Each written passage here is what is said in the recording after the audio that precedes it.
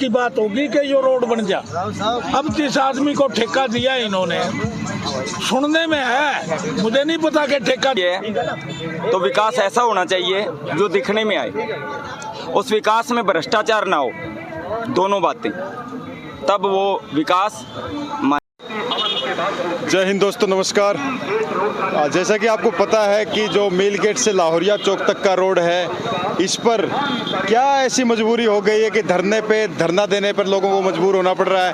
Road एक, धरने दो, क्या और भी धरने शुरू होने वाले हैं और क्या चीज़ें हम जान लेते हैं कि ये धरना कब से चल रहा है। ये जो धरना है अनिश्चितकालीन धरना है। मेरा नाम सुनील शर्मा। सुनील जी, ये जो धरना आपका कब से चल रहा है? हमारा 27 तारीख से ये धरना चल रहा है जी। तो क्या डिमांड है आपका? हमारी ये मेन रोड जो है लाहौरिया चौक से मील गेट तक जो टूटा हुआ है, इसको बढ़िया ढंग से बनवाना ही हमारी एकमात्र उद्देश्य है। तो अभी क्या ये अनिश्चितकाल चलेगा? जब तक अनिश्चितकालीन धरना चलेगा ये, जब तक काम इस पर शुरू नहीं हो जाता ना, और शुरू भी ऐसे ढंग से हमें लगने लगे कि वाकई अब बन के फारिग होगा तभी हटेगा। ये नहीं है कोई एक ट्राली रोड ही डाल के चले जाए फिर धरना उठा लें, या कोई ऐसी एक्शन आगे हमारे को कोई मेयर या विधायक आगे हमें ये कहते 4 दिन बाद शुरू कर देंगे, तो ऐसी किसी कमिटमेंट पे धरना उठने वाला नहीं है। धरना करते हुए आपको कई दिन हो गए। हाँ जी, आज तो कोई आपको आश्वासन मिला? ना जी, आश्वासन कुछ नहीं मिला। हमें आश्वासन चाहिए भी नहीं, हमें काम चाहिए जी। तो प्रशासन की तरफ से ना प्रशासन की तरफ से कोई आश्वासन नहीं, कोई प्रतिनिधि नहीं आया, कोई अधिकारी नहीं आया। ये जो रोड है बहुत साल से टूटा हुआ है। हाँ जी, हाँ जी। और ये बोले तो एक मिल गेट एरिया और जो आसपास के गांव है उनकी लाइफ लाइन है। हाँ, ये हिसार से जोड़ता है इस क्षेत्र को, और लोगों की मजबूरी है कि इस रोड को छोड़ के दूर से उनको जाना पड़ता है। और बहुत से तो ऐसे लोग हैं जो अपना काम भी अगले दिन पे टाल देते हैं इस रोड की स्थिति।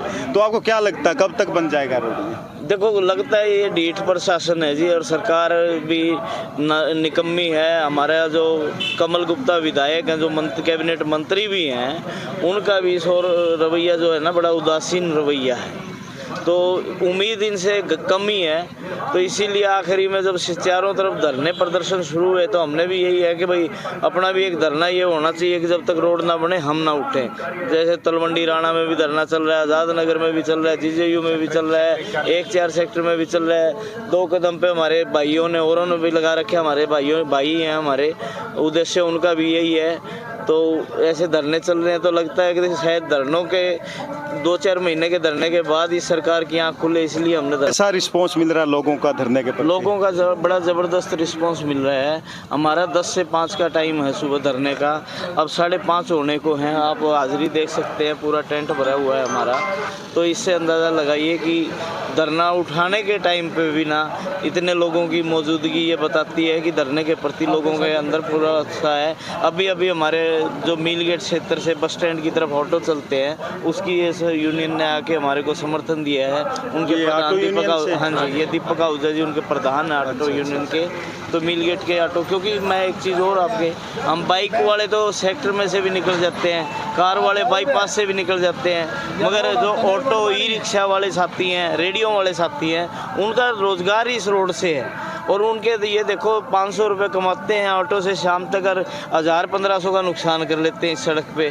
तो उनकी और भी ज़्यादा बेचारों की स्थिति जो है ना दयनीय है। बेचारों के हालात जो है ना उनके साथ और भी ज़्यादा नाइंसाफ़ी हो रही है।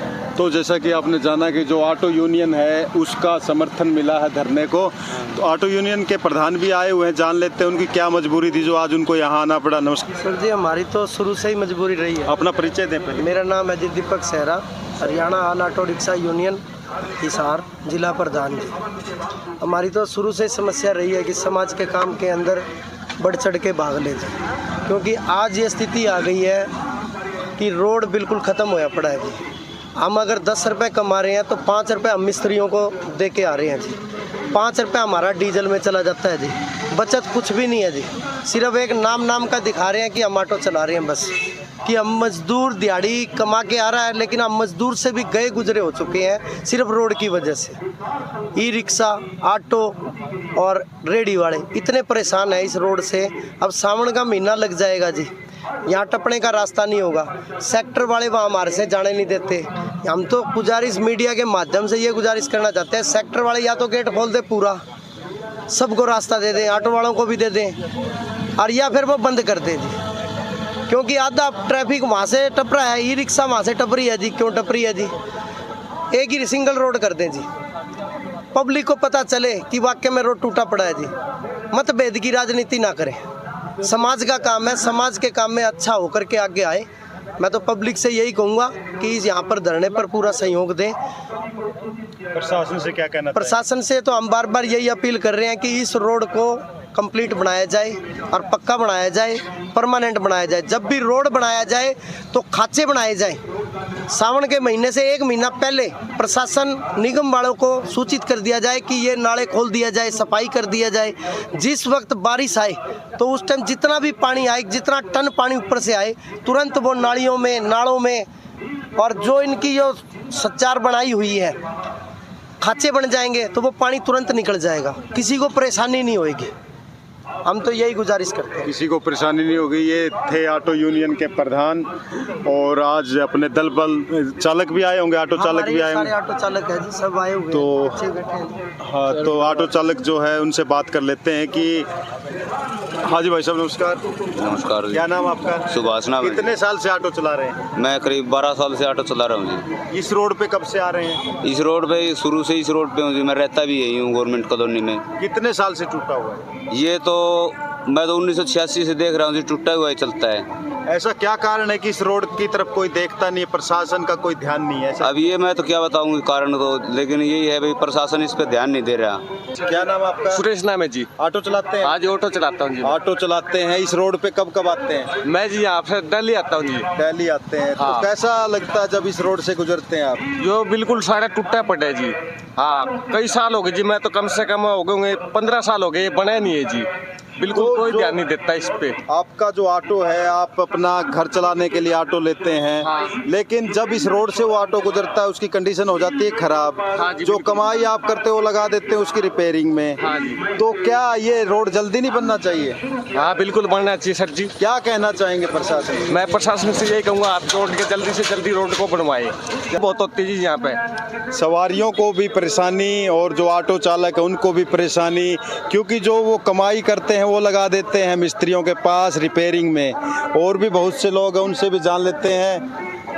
मीडिया के माध्यम से ये कहना चाहूँगा कमल गुप्ता जी से, सरदाना जी से, एक बार हमारे ऑटो में, ई रिक्शा में बैठ करके सफर करके देख ले, उनको पता चल जाएगा जी कितने प्यार से सोफा सेट है जी, कितने झटके लगते हैं जी। आप जो यूनियन प्रधान है उनका कहना है कि एक बार जो हमारे जो प्रशासन में है, जिनके हाथ में है रोड बनाना, एक बार यहाँ से गुजर के देखे ऑटो में बैठकर। और भी बहुत से लोग हैं, जान लेते हैं।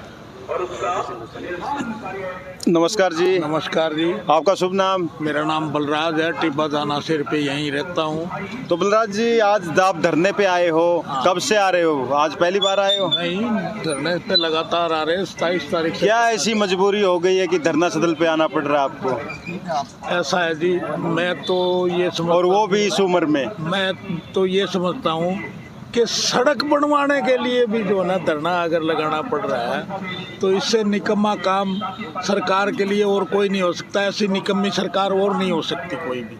आप देख सकते हो 5 मिनट में कितना ट्रैफिक निकलेगा इस रोड से, टूटे हुए से। और जब ये बन जाएगा रोड तो जो डाइवर्ट है ट्रैफिक, वो ट्रैफिक बढ़ने के बाद में भाई साहब 1 सेकंड की फुर्सत भी नहीं है कि ये रोड खाली हो जाए। और इतना टूटा हुआ है कि रोड कहते हुए भी मुझे शर्म आ रही है रोड भाई, रोड है ही नहीं। ये 500 मीटर का टुकड़ा तो बिल्कुल भी रोड नहीं है। ये 500 मीटर का टुकड़ा तो आगे। अच्छा, एक बात और है सर, रोड बनाते बनाते टूट गया इनका। 10 साल से टूटा हुआ है ये रोड, और बनाने लगे तो बनाते बनाते टूट गया। लेकिन ब्रेकर इसे बनाए थे, 1.5 भी नहीं टूटा। ब्रेकर एक भी नहीं टूटा और रोड टूट एक गया। भी नहीं टूटा और रोड बचा ही नहीं। तो प्रशासन से क्या मांग आपका? प्रशासन से क्या, हमारी तो इस सरकार से, अब प्रशासन के बस का रोग नहीं है। ये तो मुख्यमंत्री और गृह मंत्री के बस की बात होगी कि ये रोड बन जा। अब जिस आदमी को ठेका दिया इन्होंने, सुनने में है, मुझे नहीं पता कि ठेका दिया है, तो उसके पास सिक्योरिटी मनी होती है कि इंटरेस्ट मनी होती है, कौन सी मनी होती है जो जमा करवाते हैं ठेकेदार। और फिर काम शुरू होता है, अप्रूवल मिलती है। वो पैसे भी उसके पास नहीं है, उसने 20 दिन का 21 दिन का टाइम मांगा है। ये सारे बैठे हैं, इन पूछ लो। और वो पैसे भी ख्यालिया साहब जो ये रोड बना के गए थे ठेकेदार, उन्होंने कह दिया मैं दे देता हूँ, ये जब देवा जब दे देना, ये रोड तो बनाओ मेरे इन लोगों के लिए। वो बात भी मंजूर नहीं है एक्शन को। तो भाई साहब, तो आप देख सकते हैं कि मजबूरी में धरना स्थल पर अपना काम छोड़ के लोगों को आना पड़ रहा है और भारी रोष है लोगों में, और लोग काफ़ी नाराज़ है प्रशासन से भी, सरकार से भी, क्योंकि रोड की जो मांग एक जायज़ मांग है और वो पूरी होना भी चाहिए, लेकिन इतना समय नहीं लगना चाहिए। हमारे साथ एक भाई है तिरंगा हाथ में लिए हुए, और वो आज धरना स्थल पे आए। जान लेते हैं, उनका परिचय भी ले लेते हैं और क्या मजबूरी थी कि आज उनको धरना स्थल पे आना। नमस्कार भाई साहब। नमस्कार जी। अपना परिचय दें। मैं सामाजिक कार्यकर्ता गंगा पुत्र राजेश हिंदुस्तानी, हिसार, 12 साल से रोजाना तिरंगा हाथ में। अब बताएं क्या मजबूरी था जो धरना स्थल पे आपको आना पड़ा आज तिरंगा हाथ में? तबीयत भी गवारा नहीं थी उतनी, फिर लेकिन रोड की बात क्या है, सरकार कहती है कि विकास हो रहा है। अब विकास हो नहीं रहा, विकास रो रहा है। ये देखो सामने विकास है आपके, ये विकास का नमूना है। जब सरकार विकास कर रही है तो विकास ऐसा होना चाहिए जो दिखने में आए, उस विकास में भ्रष्टाचार ना हो, दोनों बातें, तब वो विकास माना जाएगा। ये रोड पिछले लंबे समय से हज़ारों की तादाद में यहाँ से लोग गुजरते हैं, और इतनी बड़ी आबादी है मीलगेट की। मीलगेट और आगे ये जो गांव हैं सारे, इस रोड से गुजरने वाले जितने भी गांव हैं, वो सारे के सारे गांवों के लोग पूरे शहर में, हिसार शहर में और आगे के इलाकों में जाते हैं। रोजगार लोगों का प्रभावित है। अगर कोई बीमार है तो दुगना तिगना बीमार हो जाएगा। इमरजेंसी केस है तो जाके दिखाए, यहाँ से कैसे जाएगा? तो इसका मतलब उसकी जान भी जा सकती है, क्योंकि यहाँ से नहीं अगला दूरी से जाना पड़ेगा। यहाँ से जाएगा तो ज़्यादा उसको संकट है जीवन पर, क्योंकि ऐसी जगह चलेगा तो ना बीमार है तो भी बीमार हो जाता है। दूसरी बात, दूर से जाएगा तो उसके जीवन के कितने मौके पर उसको दवा नहीं मिल पाए या इमरजेंसी हेल्प नहीं मिल पाए तो दिक्कत है। तो सरकार को तुरंत प्रभाव से ये बनाना चाहिए। रोजगार पे संकट है और लोगों के जीवन पे। दूसरी बात, सरकार टैक्स लेती है। इतना टैक्स लेने के बावजूद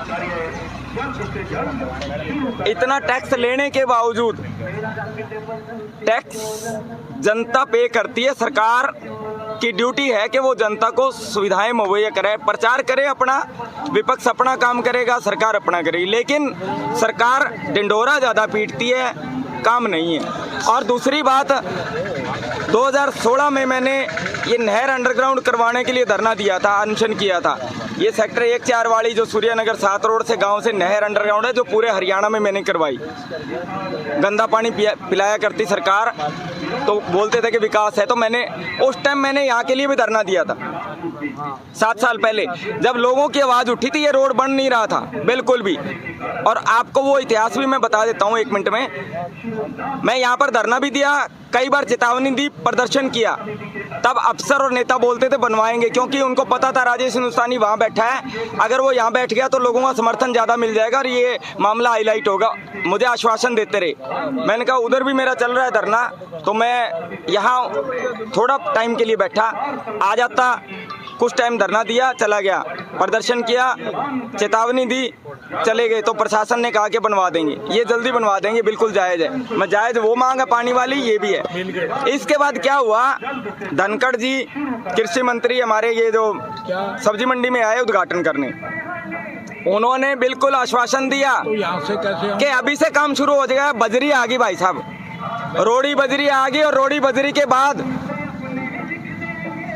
न्यूज़पेपर में, नबछोर में भी खबर आ गई कि 10-11 महीने तक अब रोड नहीं बनेगा। मैंने उसी दिन चेतावनी दी, अब मैं यहीं से बैठूंगा। अगले दिन जेसीबी आ गई थी, पिछले बार की बात है ये। उसके बाद जैसा बना, मैं पूरी पैरवी, कहाँ करेगा आदमी। मैंने वो नहर करवानी थी और वहाँ पर मुझ पर हमले धमकी सब कुछ, इसलिए मैं पूरी पैरवी नहीं कर पाया। क्या कंक्रीट का बना रोड, सरकार कहती है भ्रष्टाचार नहीं है। 5-7 साल, 5-6 साल के दरमियान में क्या वो रोड टूट जाएगा? वहाँ तक, और अभी नहीं टूटा ये 6 साल में, वो रोड तभी टूटना शुरू हो गया था। ये मीडिया में भी आया था और आवाज़ भी उठी थी भ्रष्टाचार की। कंक्रीट का बना हुआ रोड चंद दिनों में पहली बारिश में उखड़ना शुरू हो गया था काफ़ी जगह से। अब तो इसकी हालत बेहद खराब है। तो सरकार भ्रष्टाचार पर रोक लगाए और जल्द से जल्द ये रोड बनवाए। ये पूरे हिसार की मांग नहीं, आसपास के इलाके बरवाड़ा से लेकर जितने इलाके हैं हिसार शहर के जो लगते हैं, संबंध जिनका भी है, वो सबकी मांग है। सरकार से निवेदन है, प्रार्थना है कि इस मामले को तूल ना दे करके इस रोड का निर्माण जल्दी करवाए। जय हिंद, जय भारत। सबकी यही मांग है कि रोड का जो निर्माण है जल्द से जल्द सरकार कराए।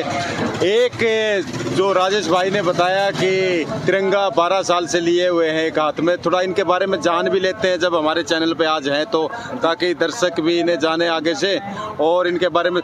तो आपका जो आपने बताया कि 12 साल से आप तिरंगा हाथ में लिए हुए, इसका उद्देश्य, आपका लक्ष्य क्या है? जो आज़ादी के दीवानों का लक्ष्य था वो मेरा लक्ष्य।